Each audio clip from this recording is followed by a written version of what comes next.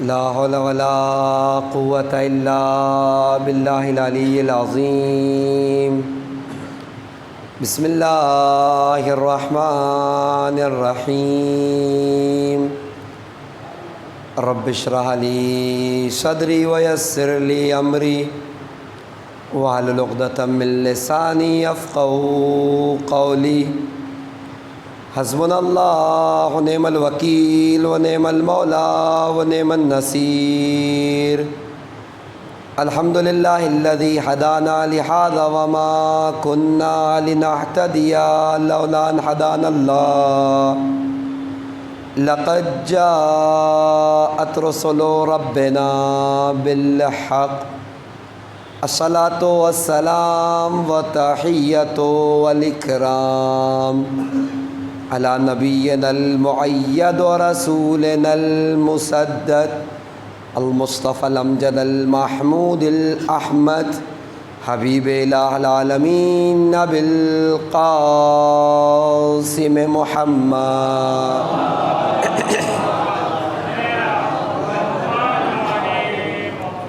وعلى آل بيته الطيبين الطاهرين المعصومين، لا سيما الحجة الثاني عشر المهدي المنتظر.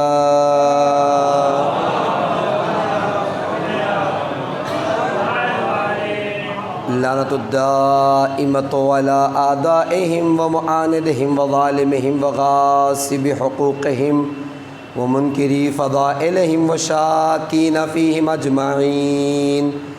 أما بعد، فقد قال تبارك وتعالى في القرآن الكريم وفرقان الحميد: بسم الله الرحمن الرحيم. قل إن كنتم تحبون الله فاتبعوني. صلاة محمد وعلى محمد.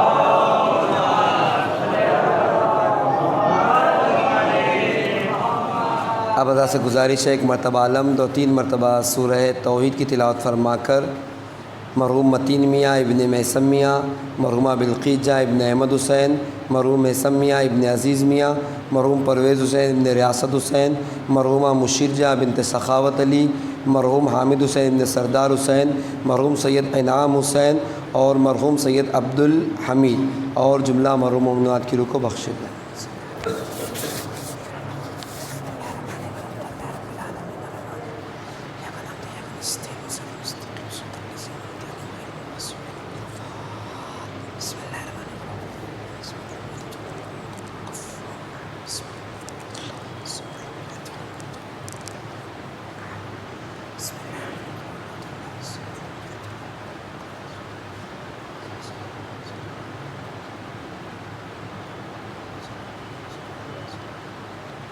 صلوات پڑھے محمد و آل محمد.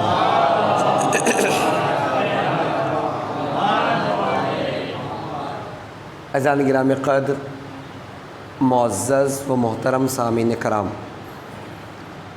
خمسہ مجالس کی آج دوسری گفتگو شخصیت سرکار وفا کے عنوان سے آپ کی خدمت میں پیش کی جا رہی ہے.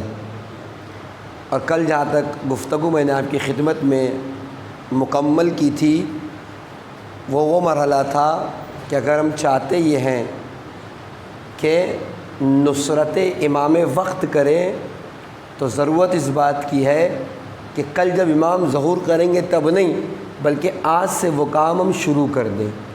اس لیے کہ ایسا تو ہے نہیں کہ امام آ جائیں گے اور منٹوں میں ہم تبدیل ہو جائیں گے اور پھر امام کے ساتھ امام کے رکاب میں کھڑے ہوں گے. کام آج سے کرنا پڑے گا، تب جا کر ظہور ہوتے ہوتے ہم اپنے آپ کو ایسا بنا سکیں گے کہ نصرت امام کر سکیں. آپ غور کریں، جو تمنائیں جناب ام البنین کی تھی، کل میں نے آپ کی خدمت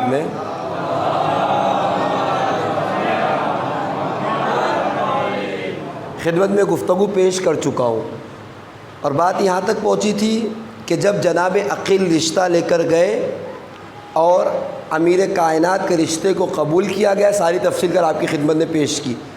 اور عقد کے بعد جب جناب ام البنین امیر کائنات کے گھر آ گئی تو اپنی وفاداری کا ثبوت دیا، اور وفاداری کے ثبوت کے ساتھ ساتھ یہ بھی بتا دیا کہ آپ کے اندر امام وقت پر اپنے آپ کو قربان کرنے کا کتنا جذبہ ہے۔ کل میں نے آپ کی خدمت میں بشیر کا وہ جملہ کہ جب کہا تھا کہ آپ کے بچے مار دیے گئے تو کہا مجھے حسین کے بارے میں خبر دو۔ یہ جناب ام البنین کے جان کیا میں قربانیاں تھیں جس کے عوض میں پروردگار عالم نے انہیں ایسی اولاد عطا کی کہ چاروں کے چاروں کربلا کے میدان میں امام حسین پر قربان ہو گئے۔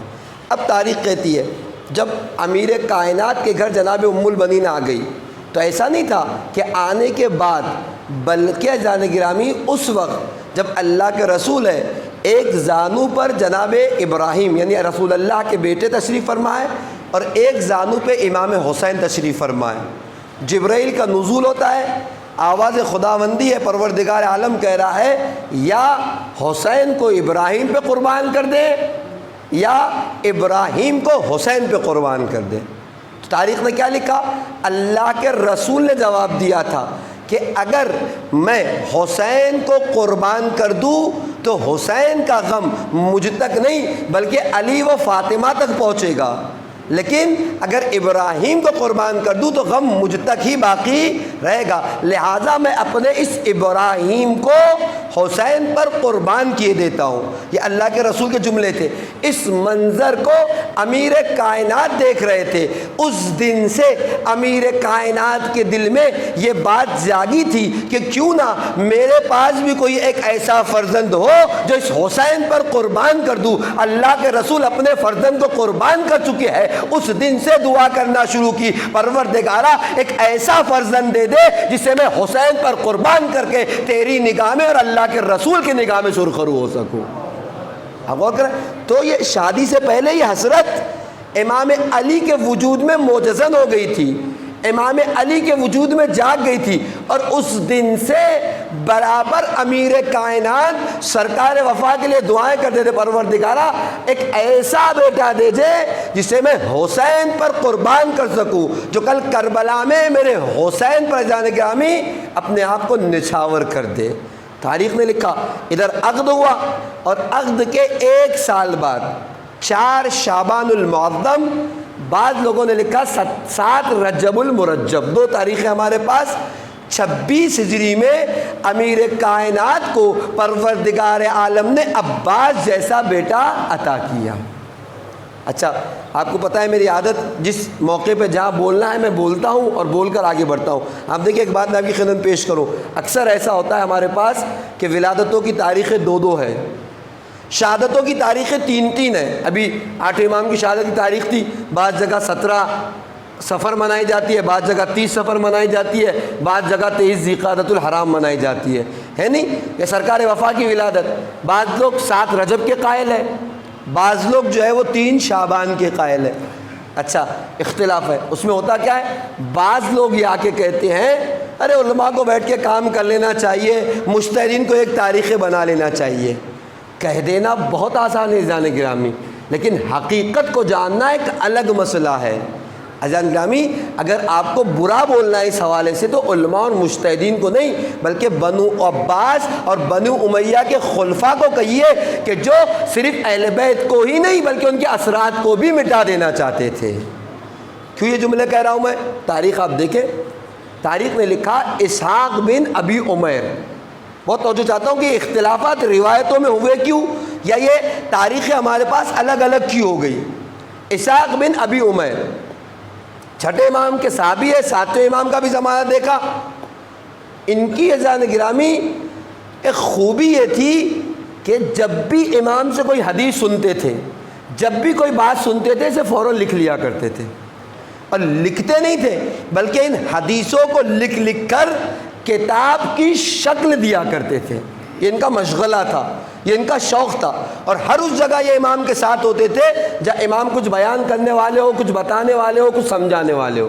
اور شوق کا عالم یہ تھا کہ اگر کسی کام سے مدینے سے باہر بھی جاتے تھے، کبھی حج کے لیے چلے گئے، امام مدینے میں ہیں، یا کسی تجارتی سفر پہ چلے گئے، امام مدینے میں ہیں، تو کیا کرتے تھے، اپنے ساتھی ابو بصیر جیسے لوگوں کو کہہ کے جاتے تھے کہ جو کچھ امام بیان کریں گے اسے ضائع نہ ہونے دینا، جبکہ وہ بھی ان باتوں کے شوقین تھے، ضائع نہیں ہونے دینا، آنے کے بعد مجھے وہ مواد وہ میٹر ضرور مجھے دینا۔ اور جیسے دو کلاس میٹ ہوتے ہیں نا کہ ایک چلا جاتا ہے تو دوسرا آگے پوچھتا ہے 4 دن میں استاد نے کیا پڑھایا، 5 دن میں فلاں ٹیچر نے کیا درس دیا، بالکل اسی انداز سے اسحاق بن ابی عمیر جب واپس پلٹتے تھے تو آ کر اپنے ساتھیوں سے کہتے تھے ان 5 دنوں میں امام نے کیا بتایا، ان 4 دنوں میں امام نے کیا تعلیم دی، ان 10 دنوں میں امام نے کیا بتایا، اور پھر اس کو بھی تحریر کرتے تھے اور اپنے خزانے علم میں محفوظ کرتے جاتے تھے۔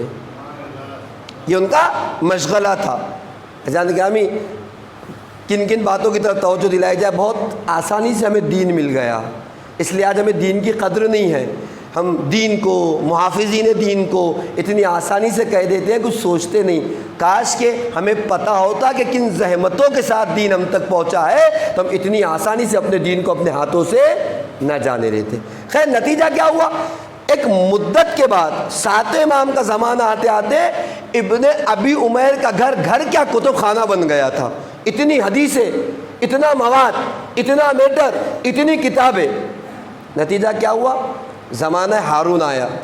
ہارون کو پتہ چلا کہ اسحاق بن ابن ابی عمیر کے نام سے مشہور ہے، ان کا گھر نہیں بلکہ کتاب خانہ بن گیا ہے۔ اب تاریخ دیکھیں، پتہ ہے اس نے کیا کیا کہ جاؤ گھر پہ چھاپا مارو۔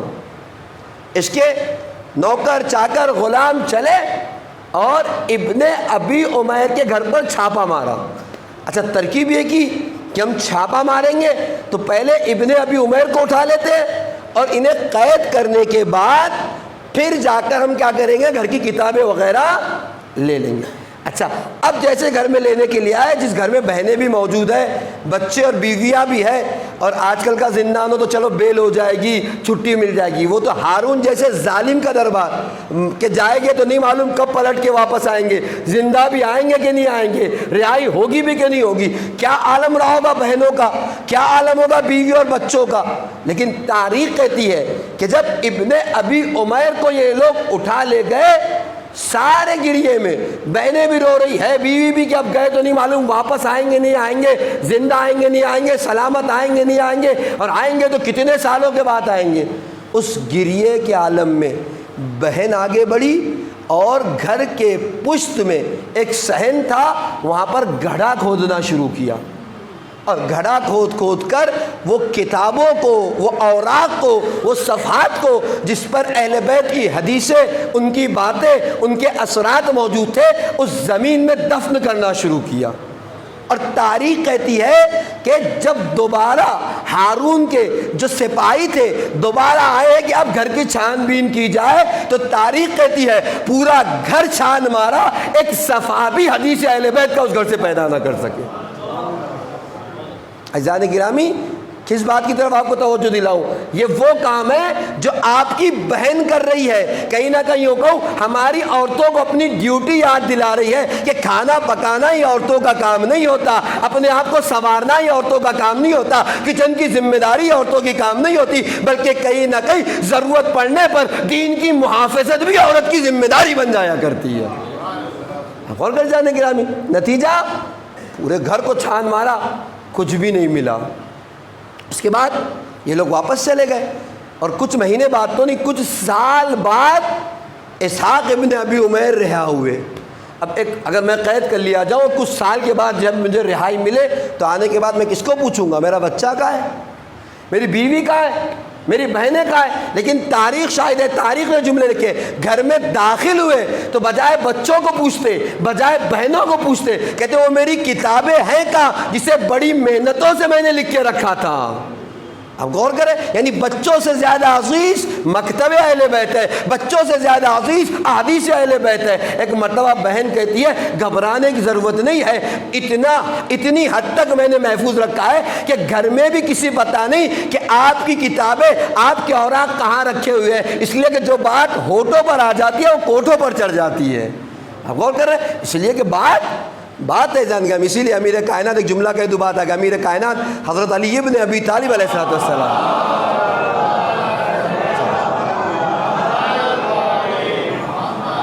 امیر کائنات ارشاد فرماتے ہیں کہ کسی سے اپنی راز کی بات نہ کہو۔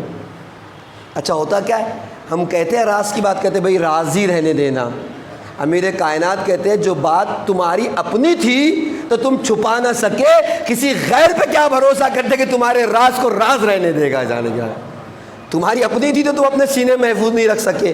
تو جو باتیں بہن کہتی ہے کہ میں نے گھر والوں کو بھی سب کو اطلاع نہیں ہونے دی صحیح سے کہ کتابیں کہاں رکھی ہے، اسی لیے کہ ایسے ٹائم پہ تو سب کو کہاؤ صحن خانہ میں لے گئی، لے جا کر بتلایا کہ یہ آپ کی کتابیں ہیں جو آپ نے لکھی تھی۔ اب عالم کیا ہے، جب کتابیں نکالی گئی ہے تو بعض صفحات پھٹ گئے ہیں، بعض کاغذ جو ہے دیمکیں کھا گئی ہے، بعض اوراق خراب ہو گئے جان گرامی۔ نتیجہ کیا ہوا؟ نتیجہ یہی تو ہے کہ علماء نے پھر بھی محنتیں کر کے تاریخ ہمارے حوالے کی، پھٹے ہوئے صفحات ہاتھ میں آئے، جلے ہوئے کاغذ ہاتھ میں آئے، دیمک کھائے ہوئے کاغذ ہاتھ میں آئے۔ وہ تو علماء کا احسان ہے کہ ان کاغذوں پر کام کر کر بھی تاریخ ہمارے حوالے کیے جانے گرامی۔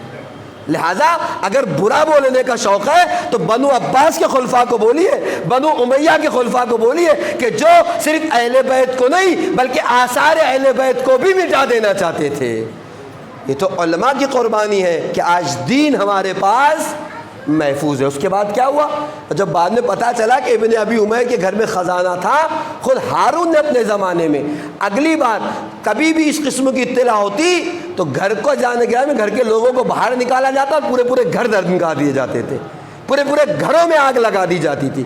کیوں؟ تاکہ آثار اہل بیت باقی رہنے نہ پائے۔ تو جیسے آثار ہم تک پہنچے وہی غنیمت ہے جانکہ میں کم سے کم خدا کا شکر ہے کہ ہمارے آثار کسی صورت ہمارے پاس ہے۔ ان قوموں کو پوچھئے جن کو اپنے رہنماؤں کی نہ ولادت کا پتہ ہے نہ مرنے کا پتہ ہے جانے گرامی، انہیں یہ نہیں معلوم کہ کب پیدا ہوئے کب مرے ہیں۔ ہمیں کم سے کم یہ تو پتہ ہے، ٹھیک ہے تاریخ میں اختلاف ہے، ان مظالم کی بنا پر ہے، ان ظلم و جور کی بنا پر ہے جو میں نے آپ کی خدمت میں پیش کیا۔ تو سرکار وفا تاریخ نے لکھا 1 سال کے بعد 7 رجب المرجب یا 3 شعبان المعظم 23 ہجری میں امیر کائنات کو خدا نے وہ بیٹا عطا کیا جس کی تمنا امیر کائنات کیا کرتے تھے، جسے اپنی نماز شب کی دعاؤں میں مانگا کرتے تھے۔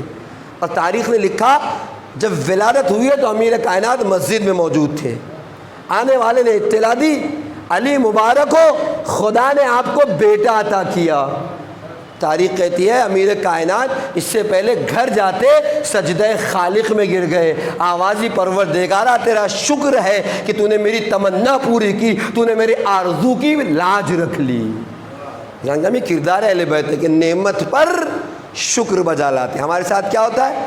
جب تک ہم مصیبت میں ہیں، جب تک ہماری دعا قبول نہیں ہوئی ہے، ہم اللہ کے بہت اچھے دوست ہیں، نمازیں ہم سے نہیں چھوٹی، تسبیح ہم سے نہیں کم ہوتی، لیکن جب نعمت مل جاتی ہے اس کے بعد خدا کو اب مڑ کے یہ بھی نہیں سوچتے کہ 2 رکعت شکرانہ ہی پڑھ لوں، ایک سجدہ شکری بجا لا لوں کہ پروردگارا میں نے تجھ سے مانگا تھا، میں مقروض، تو میرا مقروض نہیں تھا، پھر بھی تو نے اپنے کرم کی بنا پہ ہمیں دیا، ہم نے لینے کے بعد تجھے بھلا دیا۔ نہیں جائیں گے، ہونا کیا چاہیے؟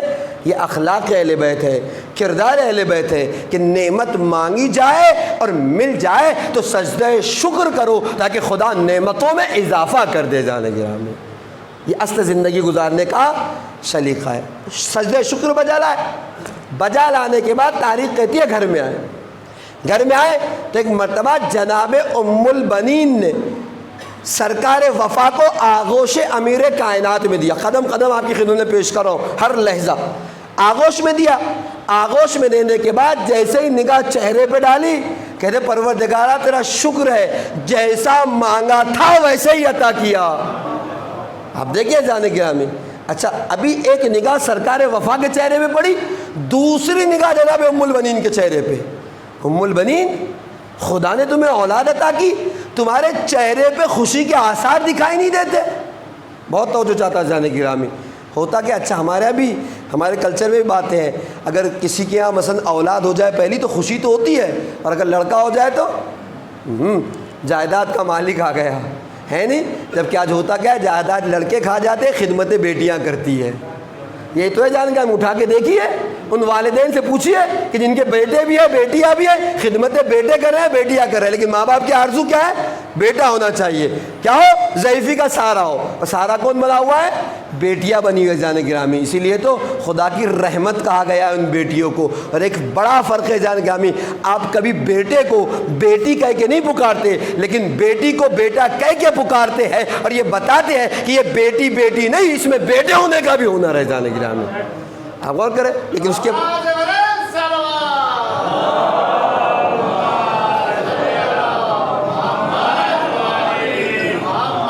ان ساری باتوں کے بعد ہماری خواہش ہے کہ ہمیں بیٹا ہونا چاہیے۔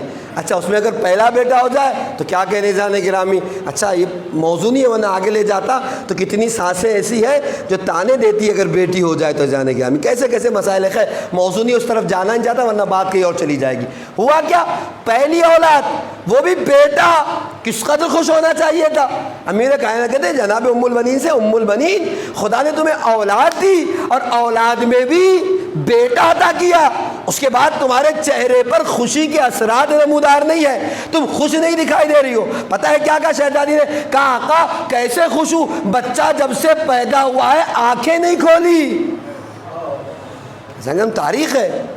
امام علیہ السلام مسکرا دیے کہ پریشان ہونے کی ضرورت کیا ہے، خود امیر کائنات نے اپنی ولادت کا تذکرہ کیا۔ بعض تاریخیں کہتی ہے کہ جب میری ولادت ہوئی تھی 3 دن تک ہماری والدہ خانہ کعبہ میں تھی، ہم نے آنکھ نہیں کھولی، جب اللہ کے رسول کی آغوش میں گیا تھا تو چہرے رسالت کو دیکھ کر آنکھ کھولی تھی۔ ابھی رک جاؤ، آپ کا عباس بھی آنکھیں کھولے گا، کہ جاؤ میرے لال حسین کو بلا لاؤ۔ تاریخ نے لکھا امام حسین آئے ہیں، آنے کے بعد ایک مطلب کہتے بابا خیریت تو ہے، کہ دیکھو ہم تمہیں آج تحفہ دینے والے ہیں۔ کہ بابا کیسا تحفہ ہے؟ کہ لو اپنے بھائی کو اپنی آغوش میں لو۔ امام حسین نے ہاتھ بڑھائے۔ اچھا، امام حسین ایسا نہیں ہے کہ چھوٹے بچے، جب 26 ہجری میں ولادت ہے سرکار وفا کی، 3 اور 4 ہجری میں امام حسین کی کم سے کم 20 سے 22 سال کا سن مبارک ہے۔ لو یہ تمہارا بھائی، ہم تمہیں تحفے میں دیتے ہیں۔ تاریخ نے لکھا جب سرکار وفا آغوش امام حسین میں گئے، سب سے پہلے 2 ننھے ہاتھوں کو اٹھایا۔ کوئی تاریخ نہیں جانتی یہ ہاتھ اٹھائے کیوں ہے،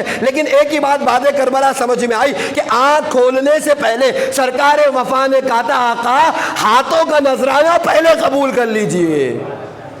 آپ غور کریں، اس کے بعد جیسے آنکھوں سے امام حسین میں گئے، آنکھوں کو کھولا، چہرے امام حسین کی زیارت کی۔ اسی لیے تو عاشور کے دن کہا تھا، روایت مصائب کی ضرور ہے، اے آقا آیا تھا تو آپ کی زیارت کی تھی، جا رہا ہوں تو چاہتا ہوں کہ آپ کی زیارت کرتے ہوئے جاؤں، ذرا آنکھوں سے خون تو صاف کیجئے۔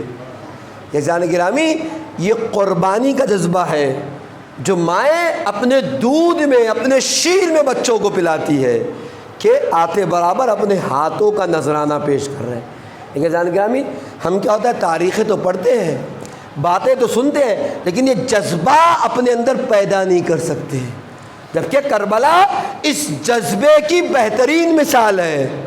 اربعین کا زمانہ ہے، آج اربعین کی تاریخ ہے جان گرامی۔ اب کربلا جائے، کون سا جائیں گا میں؟ آپ کسی کو یوں 1 روپیہ دے کے بتائیے، نہیں دے سکتے، لیکن وہ جو کھڑا ہو کر امام حسین کے زائر کی خدمت کر رہا ہے، لاکھوں روپے قربان کر کے بتا رہا ہے۔ کربلا دینا سکھاتی ہے، لینا نہیں سکھاتی جان گرامی۔ ہر قسم کی قربانی ہے، ہر قسم کی غذائیں ہیں، ہر قسم کی خدمتیں ہیں، تو کربلا سے اس جذبے کو لیجئے کہ دینے کی عادت ڈالیے، لینے کی عادت نہ رکھیے۔ اس لیے کہ انسان کی فطرت میں بہت توجہ چاہتا، 2 جنبے ہوتے ہیں، ایک جنبہ لینا سکھاتا ہے اور ایک جنبہ دینا سکھاتا ہے۔ ایک جذبہ لینا سکھاتا ہے، ایک جذبہ دینا سکھاتا ہے۔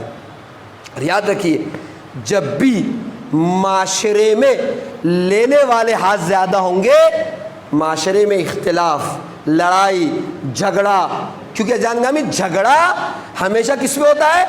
لینے کی بنا پر ہوتا ہے، دے دینے کی بنا پر نہیں ہوتا۔ تو جب تک کسی معاشرے میں، کسی سوسائٹی میں لینے والے ہاتھ زیادہ ہوتے ہیں، جھگڑا بھی ہوگا، اختلاف بھی ہوگا، لڑائیاں بھی ہوگی، دشمنیاں بھی ہوگی۔ لیکن جس معاشرے میں لینے کے بجائے دینے والے زیادہ ہو جائیں، اختلافات بھی ختم ہو جاتے ہیں، جھگڑے بھی ختم ہو جاتے ہیں، دشمنیاں بھی ختم ہو جاتی ہیں۔ مثال تو آپ کی خدمت میں فرض کیجئے، چھوٹی چھوٹی نہیں، جو لوگ گاؤں وغیرہ میں رہتے ہیں، دیکھو بڑی مرکزی جو مجلسیں ہوتی ہے، مثلا 3000 کا مجمع، 4000 کا مجمع، ایک خطیب کو سنا، مثلا مغل مسجد کی مجلس تصور کیجئے، مغل مسجد میں مثلا خطیب اکبر نے مجلس پڑھی، ہزاروں کا مجمع ہے جو دروازے سے باہر نکل رہا ہے، مغل مسجد کے چاروں دروازے بند کر دیے گئے، ایک دروازے سے تبرک تقسیم کیا جا رہا ہے نہیں؟ تبرک چار دروازے بند، ایک بیچ کا کھلا ہوا ہے، تبرک تقسیم کیا جا رہا ہے۔ پتہ ہے کیا ہوتا ہے؟ کبھی غور کر کے دیکھیے، نہیں کیا ہوگا تو مشاہدہ کر کے دیکھیے، ارے دکھائی نہیں دیتا، ارے سمجھ میں نہیں آتا، ارے بچے دیکھ کے نہیں چلتے، نتیجہ کیا ہوتا ہے؟ چلا پکار تو ہوتی ہے، چلا پکار کے ساتھ ساتھ دھکا دھکی، اس کے بعد اتفاقاً کبھی لڑائی کی نوبت بھی آ جاتی ہے، کبھی کسی کا گریبان اور کسی کا ہاتھ ہوتا ہے، یہی تو ہوتا ہے نا جان گرامی۔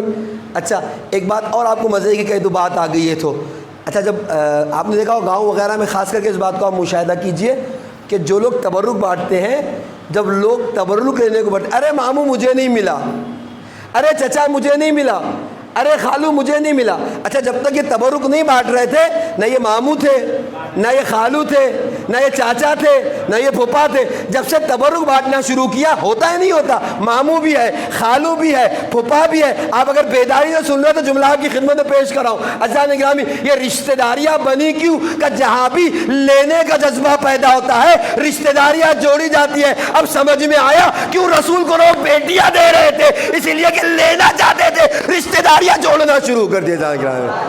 صلوات پہ محمد و آل محمد۔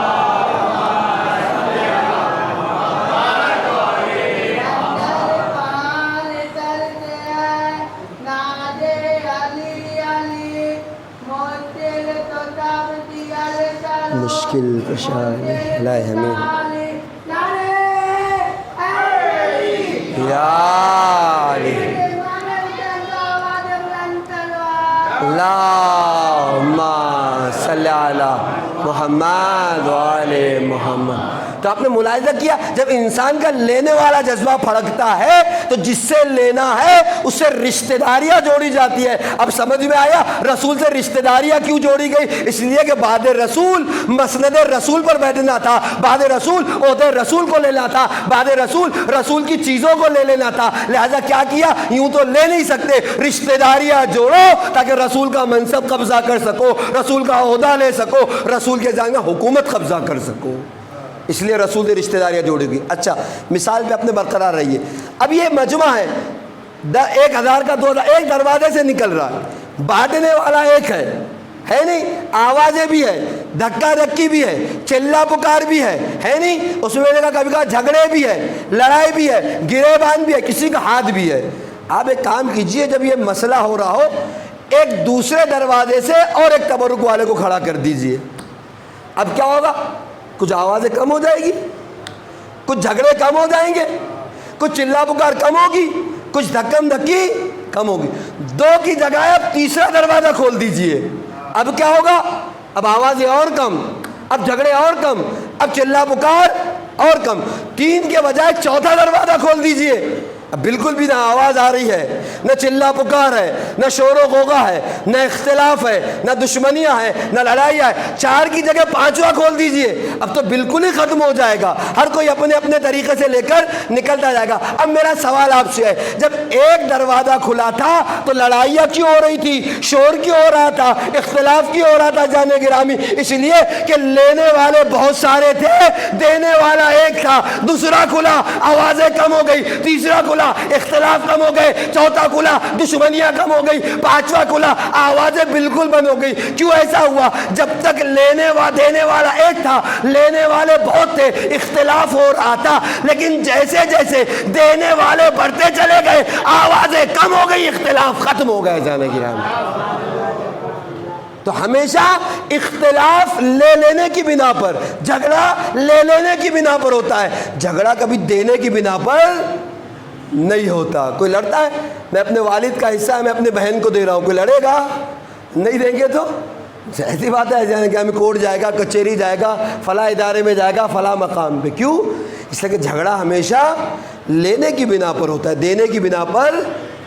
ہم آپ بھی کوشش کریں کہ کچھ بھی ہو جائے ہمارا نام دینے والوں میں ہوگا، لینے والوں میں نہیں ہوگا۔ میں نے کہا جس معاشرے میں، جس سوسائٹی میں دینے والے ہاتھ بڑھیں گے عزیزان گرامی نتیجہ کیا ہوگا؟ اختلاف، لڑائی جھگڑا، شور شرابہ خود بخود ختم ہو جائے گا۔ لیکن دینے والوں کے بجائے لینے والے ہاتھ بڑھیں گے تو اختلاف بھی ہے، لڑائی بھی ہے، جھگڑا بھی ہے۔ عزیزان گرامی تو جھگڑا ہمیشہ لے لینے کی بنا پر ہوتا ہے، دے دینے کی بنا پر نہیں۔ تو یہ جذبہ ہمیں کربلا والوں سے لینا ہے، خاص کر کے سرکار وفا سے لینا ہے کہ جہاں ابھی آغوش امام حسین میں آئے نہیں، ہاتھوں کو اٹھا کر گویا کہہ رہے ہیں زبان بے زبانی میں آقا میرے ہاتھوں کا نذرانہ تو ابھی سے قبول کر لیجئے۔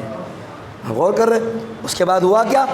چہرے امام حسین پہ نگاہ پڑی، آنکھوں کو کھولا، تاریخ کہتی ہے، اور امام حسین کے چہرے کی زیارت کی۔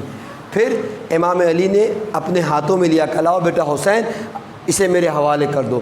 جب حوالے کیا، اب یہاں سے کچھ ذمہ داریاں ہیں جو ہر ماں باپ پر لاگو ہوتی ہے، اور اہل بیت تو رول ماڈل ہے، ان کی اور زیادہ بڑھ جاتی ہے، جس میں ماں باپ اگر کسی گھر میں بچہ ہوتا ہے تو دین کیا کہتے ہیں، کیا ذمہ داری ہے؟ میں سب سے پہلی ذمہ داری کہ اس کے اچھے نام کا انتخاب کرے۔ اس کے بعد عقیقہ مستحب ہے۔ جان گرامی یہ میں نے کل بھی کہا تھا، جس عمارتوں کی بیسیں مضبوط ہوتی ہے وہ عمارتیں بہت مضبوط ہوا کرتی ہے۔ یہ اسلام بیس بنانا سکھا رہا ہے کہ کبھی یہ جان گرامی اچھا نام رکھ کے اس کی بنیاد اچھی کرو، کبھی عقیقہ کر کے اس کی زندگی کو جان گرامی ایک اچھی زندگی بناؤ، کبھی بالوں کے برابر چاندی کو صدقہ دے کر اس کی حیات کو محفوظ بناؤ۔ تو یہ بچے کی فاؤنڈر ہے جسے دین اسلام مضبوط کر رہا ہے، جو ہر ماں باپ کی ذمہ داری ہے کہ بچہ ہو تو ان کاموں کو انجام دو تاکہ پہلے دن ہی 2-4 دن میں معاملات طے ہو جائے، تاکہ اس کی زندگی ایک سکون آور زندگی سامنے آئے۔ غور کر جانے کے تو امام علی نے لیا، اور لینے کے بعد کہتے ہیں کہ اللہ کے رسول نے اپنی زندگی میں مجھ سے کہا تھا کہ خدا تمہیں ایک بیٹا دے گا جس کا نام عباس رکھنا۔ اچھا، ہر بیٹا نے کچھ خصوصیتیں بھی بتائی تھی کہ اس خصوصیتوں کا جو مالک ہو اس کا نام عباس رکھنا۔ عباس یعنی شیر، دلیر رضان گرامی۔ اب تاریخ کے جملے آپ سنیے۔ ادھر ابھی تک تو میں نے کہا کہ ایسا نہیں ہے کہ امام حسین اور سرکار وفا میں جان گئے، بلکہ تقریباً 20 سال سے زیادہ کا وقفہ ہے۔ جس طریقے سے امام حسین میں، ویسے شہزادی زینب میں، درمیان میں ایسا نہیں تھا کہ امام حسین کے بعد سیدھا سرکار وفا، نہیں، بیچ میں محمد حنفیہ بھی ہے اور بھی اولادیں ہیں۔ لیکن تاریخ کہتی ہے جیسے امام علی نے کہا کہ اللہ کے رسول نے مجھ سے کہا تھا کہ جب خدا بیٹا دے تو اس کا نام عباس رکھنا۔ ظاہر سی بات ہے، جس حسن کا نام رسول اللہ نے رکھا ہو، جس حسین کا نام رسول اللہ نے رکھا ہو، اس عباس کا نام بھی کیوں نہ رسول اللہ رکھے جانے گرامی۔ جب کہا عباس، شہزادی زینب بغل میں کھڑی ہوئی تھی، کہ بابا کیا میرے اسی بھائی کا نام عباس ہے؟ تاریخ پیش کرو جان گرامی کی، کیا میرے اسی بھائی کا نام عباس ہے؟ کہا بیٹا زینب اسی بھائی کا نام عباس ہے۔ کہ بابا ایک لمحے کے لیے مجھے آغوش میں دے دے۔ تاریخ کہتی ہے آغوش میں دیا، جیسے آغوش میں دیا بہن ہے، ظاہر سی بات ہے بھائی چھوٹا ہو بہنیں بڑی ہو تو کس طریقے سے آغوش میں کھلانے کا شوق ہوگا۔ اس سے پہلے کہ کچھ کرتی، سرکار وفا کو اپنے آغوش میں لیا اور اپنے لبہائے مبارک کو کانوں تک لے کر گئے اور کچھ بولنا شروع کیا۔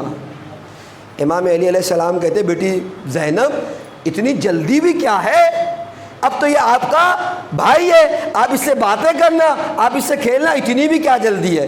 ایک مرتبہ شہزادی زینب کہتی ہے نہیں بابا میں نے تو ابھی تک عباس سے اپنی کوئی بات نہیں کی۔ کہ تم تو ابھی کہہ رہی تھی، کہ نہیں یہ تو امانت تھی جو عباس تک پہنچا رہی تھی۔ امانت اجان کل آپ کی خدمت پیش کر چکا ہوں کہ امام علی کے سوالات، اس کا مطلب یہ نہیں کہ امام علی نہیں جانتے کہ زینب کر کیا رہی ہے، نہیں جانتے کہ زینب کون سا عمل انجام دے رہی۔ میں نے کہا علم لدنی میں سب کچھ ہے، باب مدینۃ العلم ہے، ساری باتیں آپ کے اس میں ہیں۔ سلونی کا دعویٰ کرنے والا علی یہ نہ جانتا ہو کہ ہو کیا رہا ہے، لیکن کہا کبھی کبھار سوالات کیے جاتے ہیں تاکہ کنیزی بھی سنے، غلامیں بھی سنے، اور تاریخ میں ان باتوں کو جمع کیا جائے اور خصوصیت سے ایسی شخصیتیں پہچانی جائے، لہذا یہ کام انجام دے رہے ہیں۔ کہ بہن بیٹی زینب جلدی کیا ہے، یہ تو آپ کا بھائی ہے، آپ باتیں کیجئے۔ کہ نہیں بابا ابھی تک میں نے اپنی کوئی بات نہیں کی۔ کہ ابھی تو تم کچھ کہہ رہی تھی۔ کہ نہیں یہ میں اپنی بات نہیں بلکہ ایک امانت تھی جو میں اپنے بھائی تک پہنچا رہی تھی۔ امانت کیسی امانت؟ کہ 15 سال پرانی امانت۔ اللہ اکبر جان گرامی، اسلام بہت محتاط ہے امانتوں کے حوالے سے بھی، کہ امانت اگر آپ کے پاس ہے اگرچہ کہ کسی کی بات کیوں نہ ہو اس تک پہنچا دو۔ حتیٰ کہ روایت ہے کہ اگر کسی ظالم کی، اگر آپ کے مثلاً کسی قاتل کی رشتہ دار میں امانت بھی ہے تب بھی اسے کیا کرو؟ لوٹا دو۔ خیر کہ امانت کا کیا مطلب؟ بیٹی کہنا کیا چاہتی ہو؟ کہ آج سے 15 سال پہلے ماں فاطمہ، جب آپ بھائی حسن و حسین مسجد میں تھے، شہزادی فاطمہ الزہرا سلام اللہ علیہا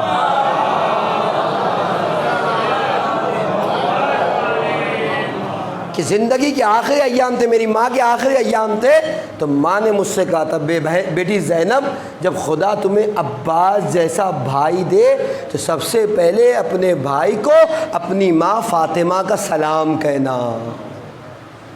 عزیزان گرامی کہ بابا یہ وہ امانت ہے جو مجھے ماں نے دی تھی، میں اپنے بھائی تک پہنچا رہی تھی۔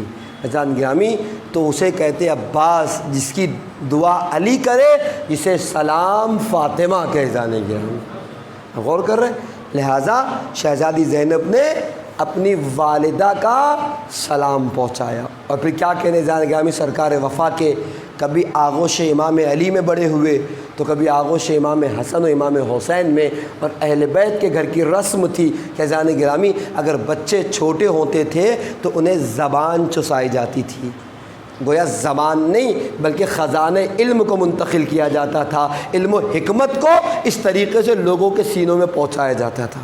یہیں رک کر میں سرکار وفا کے علم کا تذکرہ کروں، بات ہوگی تو آگے بڑھے گی ورنہ انشاءاللہ تمام ہو جائے گی۔ آپ غور کیجئے، تاریخ نے لکھا، منتہی الاعمال کی روایت ہے، ہمارے آپ کے 10ویں امام امام علی نقی علیہ السلام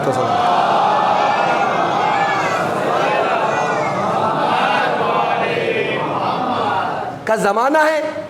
راوی خود اس روایت کے جناب ابو الہاشم جعفری، وہ کہتے ہیں میں امام کی خدمت میں ایک وقت بیٹھا ہوا تھا، صحابی ہے امام کی خدمت میں ایک وقت بیٹھا ہوا تھا، میں نے دیکھا، منتہی الاعمال کی روایت ہے کہ ایک ہندی یعنی ہندوستان سے جانے والا امام کی خدمت میں آیا اور اپنی زبان میں امام سے کچھ پوچھنے لگا۔ ابو الہاشم جعفری کہتے ہیں کہ میں نے دیکھا امام اس کی زبان کو سمجھ بھی رہے تھے اور اس کی باتوں کا جواب بھی دے رہے تھے۔ جب اس نے اپنی گفتگو کی وہ چلا گیا تو ابو الہاشم جعفری کہتے ہیں کہ میں نے امام سے پوچھا مولا یہ کون تھا، کیا کہہ رہا تھا، کس زبان میں گفتگو کر رہا تھا؟ تو ایک مرتبہ 10ویں امام کہتے ہیں ابو الہاشم جعفری یہ ہند کا رہنے والا تھا، یہ اپنی زبان ہندی بول رہا تھا۔ کہا مولا کیا کہہ رہا؟ کہا کچھ مذہبی سوالات لے کر آیا تھا۔ تو ابو الہاشم جعفری کہتے ہیں مولا آپ ہندی زبان بھی جانتے ہیں، آپ ان کی زبان بھی بول لیتے ہیں؟ تو ایک مرتبہ امام نے کہا تھا ابو الہاشم جعفری ہم کسی ایک علاقے کے لیے ہادی نہیں بنائے جاتے بلکہ پوری کائنات کے ہادی ہوتے ہیں، جب تک سب کی زبانیں جانیں گے نہیں ان کو ہدایت کیسے کریں گے؟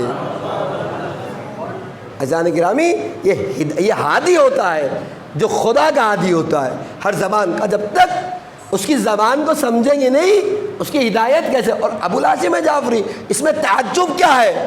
کچھ کنکر تو اٹھاؤ، تاریخ کہتی ہے ابو الہاشم جعفری جھکے، کچھ کنکروں کو اٹھایا، دست مبارک امام میں دیا، امام نے دہن مبارک میں رکھا، جب یہ کنکریاں لعاب دہن سے تر ہو گئی دوبارہ اسے نکالا، ابو الہاشم جعفری کے حوالے کیا۔ کہ ابو الہاشم جعفری خود راوی اس روایت کے، منتہی الاعمال کی روایت ہے، کیسے اپنے دہن میں رکھ لو، تاریخ کہتی ہے، خود ابو الہاشم جعفری جو راوی کہتے ہیں جب میں نے تر کنکریاں اپنے دہن میں رکھی، کچھ دیر کے بعد مولانا نے کہا ابو الہاشم جعفری ان کنکریوں کو نکالو، میں نے کنکریوں کو نکالا تو ابو الہاشم جعفری کہتے ہیں میں ایک نہیں، دو نہیں، تین نہیں، چار نہیں، سات نہیں، 70 زبانوں کا مالک ہو گیا تھا۔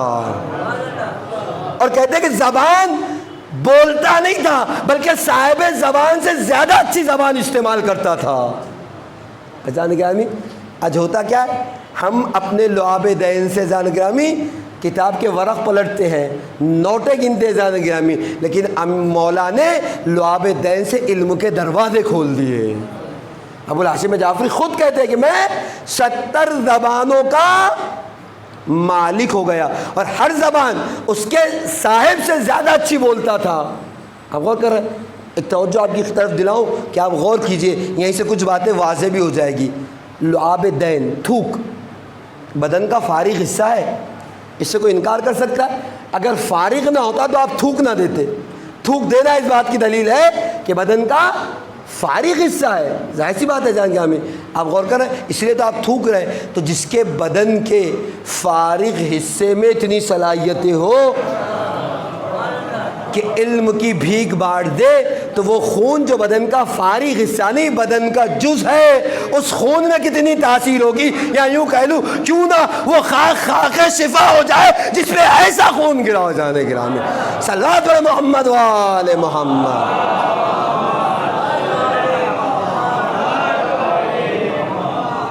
لعاب دین بدن کا فارغ حصہ ہے، فارغ حصے میں جس کے اتنے اثرات ہو، اس کے خون میں کتنے اثرات ہوں گے۔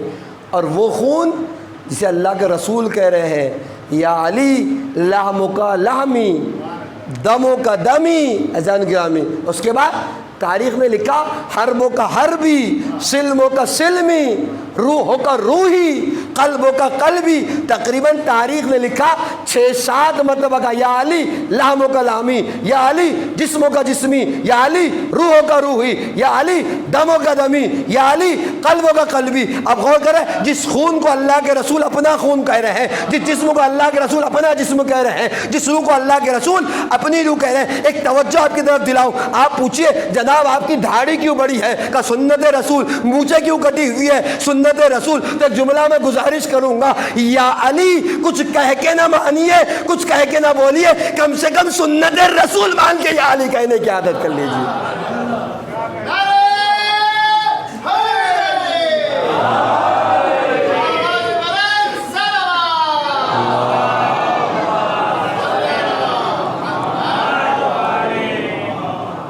غور کریں جانے گرامی، تو جس خون کو اللہ کے رسول اپنا خون کہہ رہے ہو، اس خون میں کتنی تاثیر ہوگی، آپ غور کریں۔ اور یہ جملے بھی وقت نہیں ہے، نہ میرا موضوع کی طرف توجہ دوں۔ کب کہا تھا اللہ کے رسول نے؟ جب امیر کائنات کی ولادت ہوئی، رسول اللہ گھر لے آئے، جبرائیل نے آ کے دیکھا، بالکل ہو اے اللہ کے رسول، اللہ کہہ رہا ہے کہ علی جیسا بھائی عطا کیا، آپ کے چہرے پہ خوشی کے اثرات نہیں ہیں؟ کہ کیوں نہیں، بہت خوش ہوں۔ کہ چہرہ تو ظاہر نہیں ہو رہا چہرے سے۔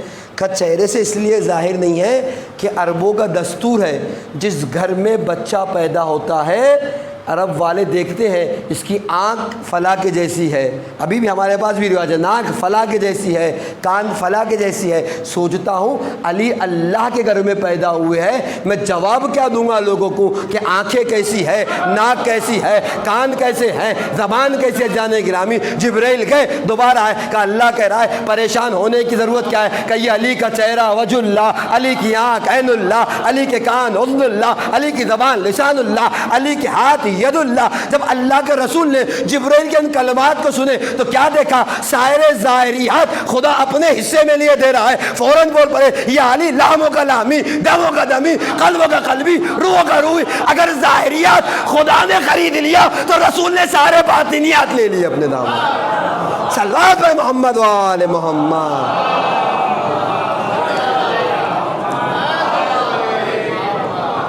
غور کر جائیں گا ہمیں، جب اللہ کے رسول نے دیکھا کہ خدا ہاتھ تو لے چکا، آنکھیں تو لے چکا، ناک تو لے چکا، چہرہ تو لے چکا، فوراً بول پڑے اگر آنکھیں اللہ کی ہے تو روح محمد کی ہے، جان گامی خون محمد کا ہے، گوشت محمد کا ہے۔ اگر ظاہریات خدا نے خرید لی ہے تو اللہ کا رسول اس کے جان گامی باطنیات کو خریدنے کے لیے تیار ہے۔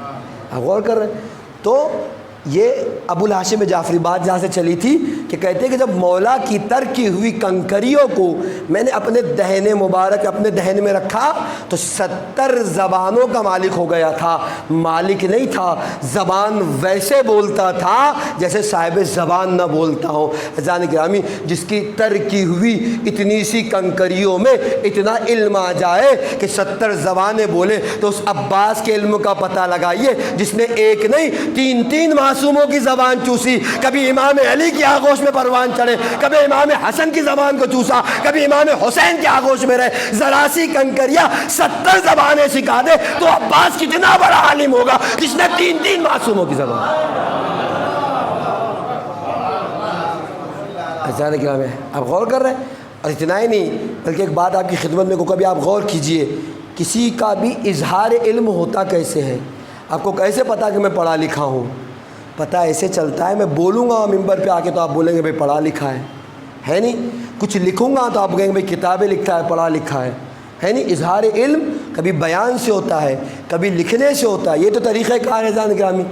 تاریخ آپ اٹھائیے، سرکار وفا کی پوری زندگی دیکھ لیجئے، کتابوں کا تو خیر دور نہیں رہا، بیانات کا زمانہ تھا، خطبے دیے جاتے تھے۔ سرکار وفا کی پوری زندگی میں صرف ایک خطبہ ہے جو میں مدرسہ امام حسن کے عشرے میں پیش کر چکا ہوں، اس کے چند جملے، پورا جو خطبہ تو نہیں پیش کیا، چند جملے پیش کروں۔ ایک ہی خطبہ ہے 8 ذی الحجہ یوم الترویہ کے دن، جب سرکار وفا کی شخصیت اتنی عالمانہ شخصیت تھی، کئی معصوموں کی آغوش میں پروان چڑھے، تو پھر ایسا کیوں کہ پوری تاریخ میں، پوری زندگی میں ایک ہی خطبہ۔ پڑھے لکھے تھے تو بولنا چاہیے تھا، ہے نہیں؟ بس یہی بات میں بات تمام ہو جائے گی۔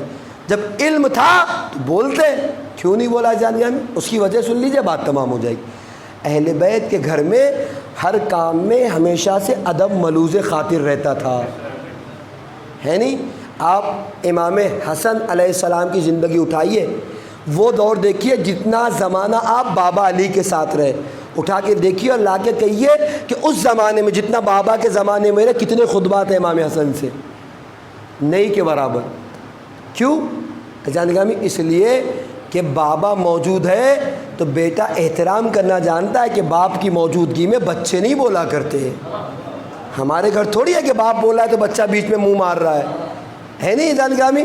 عالم گفتگو کر رہا ہے تو جس کے دل میں جو آیا، ہمارے پاس حدیث ہے، اگر کوئی عالم، مولا کہتے ہیں کہ اگر کوئی عالم گفتگو کر رہا ہے تو خاموش بیٹھو، گویا تم ایک ایسے درخت کے پاس بیٹھے ہو جو ثمر آور ہے، پھل ہے، تمہاری ذمہ داری صرف پھل کھانا ہے، بیچ میں اپنے مشورے دینا نہیں ہے۔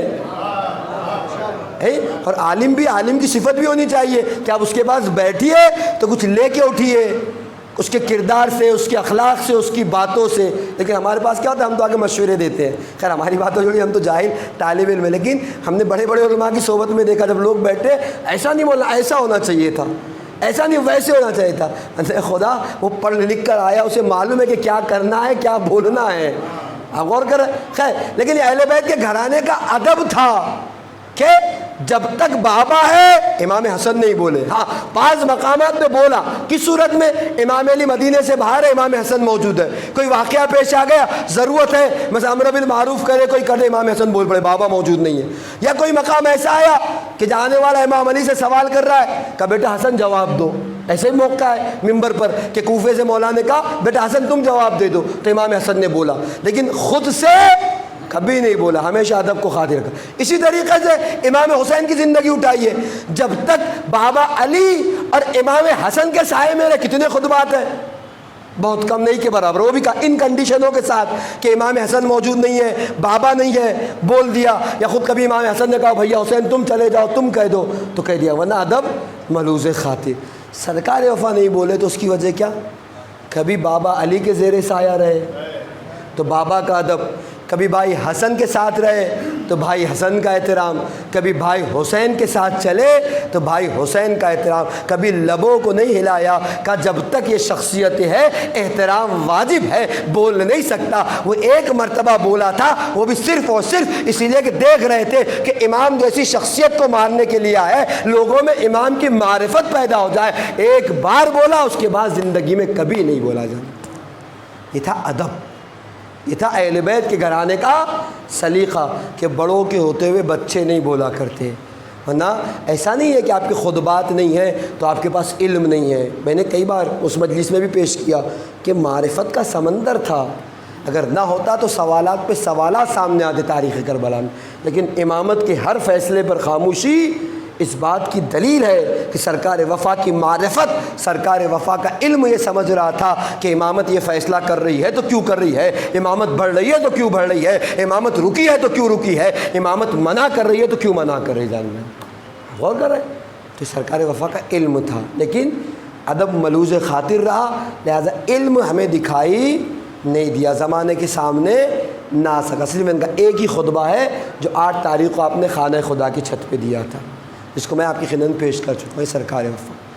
اور ایسا نہیں کہ صرف امام علی کی تمنا تھی اور سرکار، نہیں عزیزان گرامی، بلکہ جتنے لوگ امام علی کے آس پاس سب جانتے تھے کہ امام علی نے تمنا کی تھی کہ اللہ ایک ایسا بیٹا دے کل جو حسین پر اپنے آپ کو قربان کر دے۔ تاریخ نے لکھا یہی وجہ ہے جب شب عاشور امام حسین نے کہا تھا بھیا عباس جاؤ اور جانے کے بعد عمر سعد سے ایک رات کی مہلت لے آؤ. خیر مہلت لی نہیں تھی، مہلت دی تھی، لیکن کہا تو یہی جائے گا کہ مہلت لے آؤ. گئے تھے تو جانتے تھے شجاع ہے، بہادر ہے، دلیر ہے. ساتھ میں کہا تھا حبیب ابن مزاحم سے آپ بھی چلے جاؤ. وہ کہ بریر حمدانی سے کہا تھا آپ بھی چلے جاؤ. 2 لوگوں کے ساتھ گئے تھے. اور یہ بزرگ جنہوں نے امام علی کا زمانہ دیکھا ہو، جو صحبت امام علی میں ہو، اسے حبیب ابن مظاہر اور بریر حمدانی کہتے ہیں. جب واپس پلٹے جو انداز سے سرکار وفا نے گفتگو کی تو دونوں بزرگان رشک کر رہے تھے کہ کیا بولنے کا طریقہ ہے، کیا گفتگو کے آداب ہے، کیا سلیقہ ہے. اور جب واپس پلٹے تھے تب بریر حمدانی نے کہا تھا عباس یہ وہی دن تو ہے جس کے لیے تمہارے بابا نے تمہیں مانگا تھا. تو کہا تھا کیا آپ مجھے اپنی شجاعت یاد دلا رہے ہیں؟ آقا حسین سے اجازت لے لیجئے، طلوع آفتاب سے پہلے کربلا کی سرزمین پر پرچم حسین نہ لہرا دوں تو علی کا بیٹا عباس نہ کہنا، لیکن میں تابع ہوں اپنے آقا کے اذان گرامی. جب تک آقا اجازت نہیں دیں گے کچھ نہیں کر سکتا. یہ سرکار وفا. اور تاریخ نے لکھا کہ سرکار وفا نے اطاعت امام میں اپنی جان قربان کر دی. اور قربانی کی ایسی قربانی دی کہ زمانہ آج تک آپ کو یاد کر رہا ہے. ارباب اعزاء مجلس تمام ہو گئی. آج کی شب 40 ہے. ایک جملہ میں آپ کی خدمت میں کہوں، اس سال بھی 40 ہو گیا، توفیق نہ ہوئی کہ کربلا جاتے.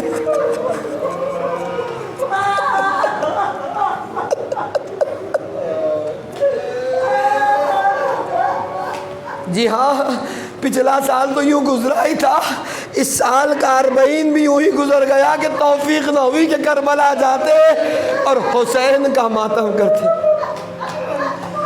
تاریخ نے لکھا، کل میں آپ کی خدمت میں منزل مصائب میں اس تذکرے کو پیش کر چکا ہوں، جب یزید کی زوجہ ہند ہے، زندان شام میں آ گئی، شہزادی نے اپنے آپ کو پہچانوایا، ہند میں ہی تیری شہزادی زینب ہوں. تاریخ کے جملے سنیں گے. مختل نے لکھا جب ہند نے سنا علی کی بیٹی زینب اس عالم میں کوفہ اور شام کے بازاروں سے لائی گئی، تاریخ کہتی ہے اپنے سر سے اپنے چادر کو پھینکا، دربار زبید میں آ گئی.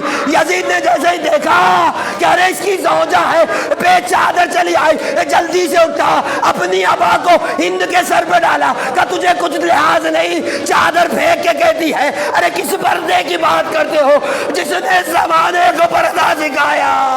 علی کی بیٹیاں کوفہ اور شام. کہے یزید کس پردے کی بات ہے؟ وہ زینب و ام کلثوم جنہیں سورج نے کبھی بے مقنا و چادر نہ دیکھا، جنہوں نے زمانے کو پردہ کرنا سکھایا، ان کے پردے کا تجھے لحاظ نہ رہا، آج میرے پردے کا لحاظ ہے. مجھے نہیں معلوم عزیزان گرامی، بہت سی وجوہات رہائی کی علماء نے لکھی، لیکن ایک وجہ خود ہند بن گئی کہ یزید کو جلدی سے اہل حرم کو رہا کرنا پڑا.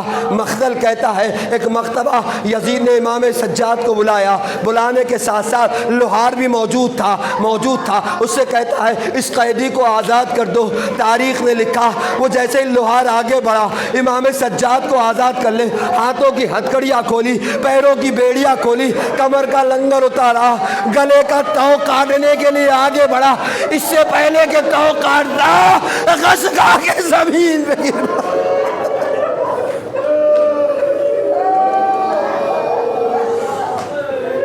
ہوش میں لایا گیا، سوال کیا گیا ارے تم کتنے ایسے قیدی آزاد کرتے ہوں گے؟ یہ غش آنے کی وجہ کیا ہے؟ کہ قیدی تو بہت سے آزاد کیے، ایسا زخم کسی قیدی کا نہ دیکھا. توقی کیلے گردن سید سے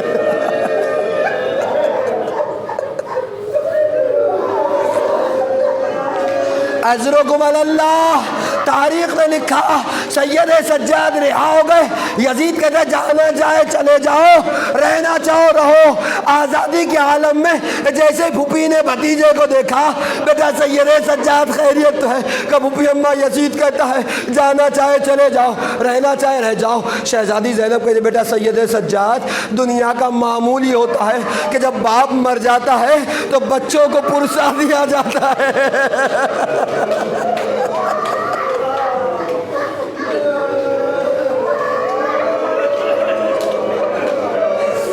بچوں کو تسلیاں دی جاتی ہے، اے بیٹا سجاد، جب سے تمہارا بابا شہید ہوا کسی نے تسلی نہ دی، کسی نے پرسا نہ دیا، کوئی آگ پھینکتا تھا، کوئی پتھر مارتا تھا،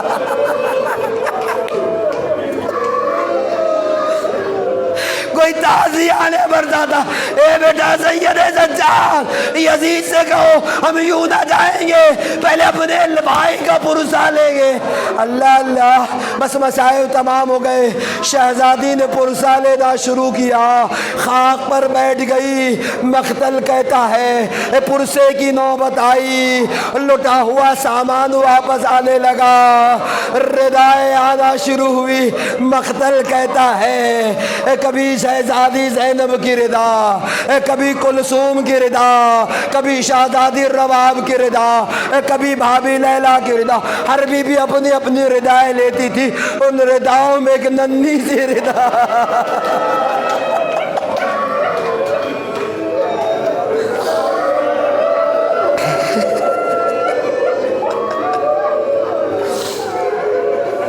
ہاں شب اربعین ہے، دو تین جملوں کی اور اجازت دے دیجئے۔ اللہ آپ کو کسی غم میں نہ رلائے سوائے غم کربلا کے۔ آج مجھ میں ہمت نہیں کہ اربعین کے مصائب کل پڑھ سکوں، توفیق رہی، زندگی رہی تو کل پورے مصائب آپ کی خدمت میں پیش کروں گا۔ تاریخ نے لکھا رداؤں کے بعد سر آنا شروع ہوئے۔ کبھی امام حسین کا سر آیا، شہزادی زینب نے بڑھ کے آگے لیا۔ کبھی ششما اصغر کا سر آیا، رباب آگے بڑھی۔ کبھی سرکار وفا کا سر آیا، بہن ام کلثوم آگے بڑھی۔ کبھی اکبر کا سر آیا، لیلا نے بڑھ کے آگے لے لیا۔ لیکن تاریخ کہتی ہے دو نندے نندے سر آئے جس کو لینے والا کوئی نہ تھا۔ کسی مومنہ نے کہا ارے کیا اس کی ماں موجود نہیں، ان بچوں کے سر کو لے۔ زینب تڑپ گئی، ارے ایسا نہ کہنا، میں ان بچوں کی ماں زینب کربلا سے وعدہ کر کے چل، اپنے بچوں پہ نہ رہوں گی، جب بھی رہوں گی اپنے بھائی حسین پہ رہوں گی۔ مدینے تک زینب نے اپنے بچوں پہ گریہ نہ کیا۔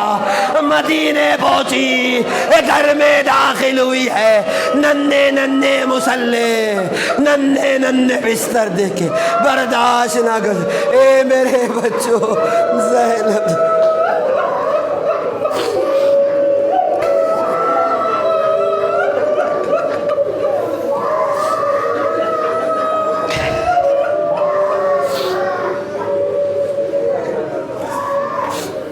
لعنت اللہ علی القوم الظالمین، سیعلم الذین ظلموا أَيَّ منقلب ينقلبون۔ الہی بحق دہرا و بیہا و بالہا و بنیہا سر المستودف، یا پروردگارہ ہمارے آنسوں کو رومال شہزادی میں جگہ عنایت فرما، ہمارے آنسوں کو تسکین شہزادی کا ذریعہ قرار دے، قلب نازن امام کو ہم سے راضی و خوشنود فرما، امام کی دعاؤں میں ہمیں شامل حال فرما، ہمارے مرحومین کی مغفرت فرما، اس قبرستان کے مرحومین کی مغفرت فرما، ان جوار معصومین علیہم السلام میں جگہ عنایت فرما۔ میرے معبود ان آنسوں کے بعد جو دعائیں دل میں لے کر اسے قبول و مستجاب فرما، جو دعائیں رہ گئی اسے قبول و مستجاب فرما۔ جن حضرات نے ان آنسوں کے بعد فرش عزا پر دعا کی گزارش کی، تمام دلی دعاؤں کو مستجاب فرما، ان کی تمام مشکلات کو برطرف فرما۔ میرے معبود زندگی میں زیارت امام حسین علیہ السلام اور آخرت میں شفاعت امام حسین علیہ السلام نصیب فرما۔ اہم ترین دعا ہے منتقم خون امام حسین یوسف دارا امام زمانہ کے ظہور میں تعجیل فرما، امام کے مخلص غلاموں میں ہمارا شمار فرما۔ ربنا تقبل منا انک انت السمیع العلیم۔ آبادہ سے گزارش ہے 1 مرتبہ الحمد اور 3 مرتبہ